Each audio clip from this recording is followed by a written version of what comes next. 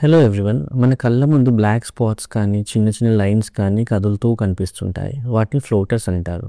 అవి ఎలా ఫామ్ అవుతాయి, అవి వచ్చినప్పుడు మనం ఏం జాగ్రత్తలు తీసుకోవాలో నేను ఈ వీడియోలో చెప్తాను. నా పేరు doctor Praneeth, medical director sharp vision eye hospital. మన కంట్లో సెంటర్లో విట్రియస్ జెల్లీ అనే సబ్స్టెన్స్ ఉంటుంది.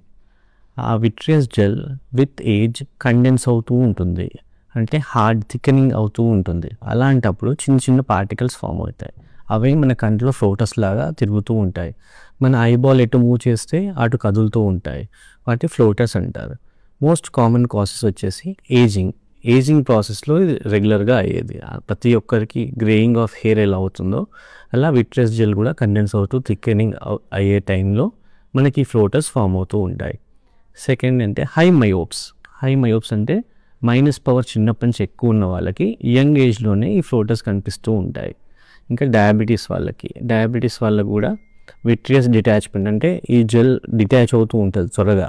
సో వాళ్ళకి కూడా ఈ ఫ్లోటర్స్ ఎక్కువగా కనిపిస్తుంటాయి. ఇంకా ఐ ట్రామా, ఏదన్నా దెబ్బ తగిలినప్పుడు, లేకపోతే ఇన్ఫెక్షన్స్, లేకపోతే ఇన్ఫ్లమేషన్స్, తర్వాత పోస్ట్ క్యాటరాక్ట్ సర్జరీ అయిన వాళ్ళకు కూడా ఈ ఫ్లోటర్స్ కనిపిస్తూ ఉంటాయి. అలాగే పోస్ట్ యాక్ క్యాప్సులోటమీ అంటే లెన్స్ మనం ఇంప్లాంట్ చేసిన ఐఓఎల్ వెనకాల చిన్న పొరలాగా ఫామ్ అవుతుంది. దాన్ని క్లీన్ చేసేటప్పుడు క్యాప్సులోటమీ అనే లేజర్ యూజ్ చేసిన తర్వాత మనకి ఫ్లోటర్స్ కనిపిస్తూ ఉంటాయి.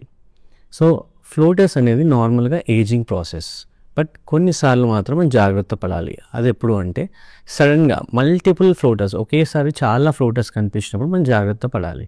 యూజువల్గా అవి డయాబెటీస్ వాళ్ళకి విట్రియస్ డిటాచ్మెంట్ అయిన ఫేజ్లో అలా కనిపిస్తాయి.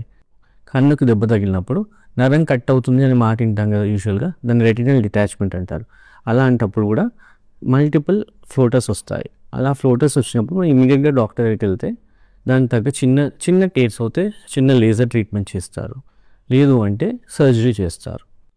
ఏజింగ్ ప్రాసెస్ వల్ల ఫామ్ అయిన ఫ్లోటర్స్కి ట్రీట్మెంట్ అంటూ ఉండదు. పెద్ద ఫ్లోటర్స్ ఉన్నాయి మాత్రం కొన్నిసార్లు పేషెంట్స్ చాలా ఇన్సిస్ట్ చేస్తూ చాలా డిఫికల్టీ ఉంది విజన్ అంటే చిన్న లేజర్తో అది బ్రేక్ చేస్తాను. అది బ్రేక్ చేస్తే చిన్న పార్టికల్స్గా ఫామ్ అవుతుంది. బట్ అవి కంప్లీట్గా అబ్జర్వ్ అయితే కావు. దానికి రిస్క్ ఫ్యాక్టర్స్ కూడా ఉంటాయి.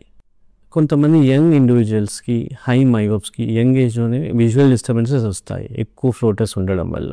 అందులో లాస్ట్ ఆప్షన్గా విట్రెక్టమీ అంటే ఆ విట్రియస్ జెల్ని తీసేస్తాం. ఫైనల్గా మనం గుర్తుపెట్టుకోవాల్సిందంటే మనందరికీ ఏదో ఒక ఏజ్లో ఫ్లోటర్స్ వస్తూ ఉంటాయి. అలాంటప్పుడు భయపడాల్సిన అవసరం లేదు.